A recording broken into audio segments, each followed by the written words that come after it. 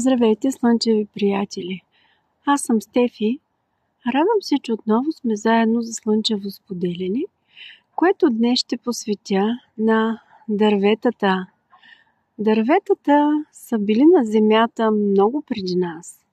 Само че ние правим всичко възможно да останем след тях. Нашето отношение към дърветата е ужасно. Затова, хора, всеки път, когато видите хубаво разцъфтяло, раззеленено дърво или просто дърво като тези, които са само заспали в зимния си сън, радвайте му се и да знаете, че последно време има изследвания, че дърветата разговарят помежду си. Това е истинско изследване и аз съм ваша истинска слънчева приятелка. До скоро!